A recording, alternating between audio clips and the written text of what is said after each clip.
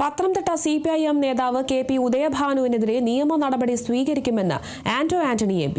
തന്ത്രിയുടെ പണം നെടുമ്പറമ്പിൽ ഫിനാൻസ് ഉടമ NM രാജുവിന്റെ ധനകാര്യ സ്ഥാപനത്തിലുണ്ടെന്നും സ്ഥാപനം പൊളിഞ്ഞപ്പോൾ താൻ പിൻവലിച്ചു എന്നും ഉദയഭാനു പറഞ്ഞത് പച്ചക്കള്ളമാണെന്ന് തെളിഞ്ഞുവെന്നും ആന്റണി MP പറഞ്ഞു. ശബരിമല തന്ത്രിയുടെ 2.5 കോടി രൂപ തിരുവല്ലയിലെ ഒരു സ്വകാര്യ ധനകാര്യ സ്ഥാപനത്തിൽ ഉണ്ടായിരുന്നെന്നും ആ പണം ഞാൻ പിൻവലിച്ചു എന്നുള്ള ആരോപണമാണ്.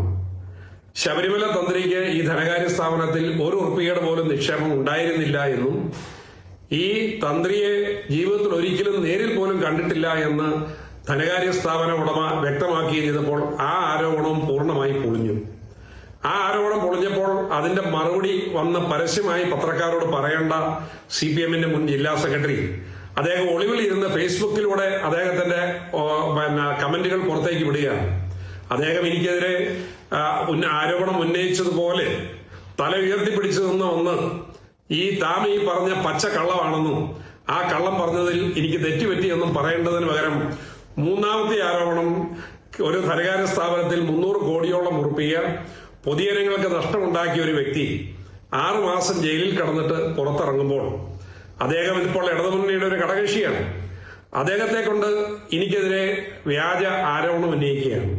ഞാൻ 2 കോടി രൂപ കൈപ്പറ്റി എന്നാണ് പറയുന്നത്.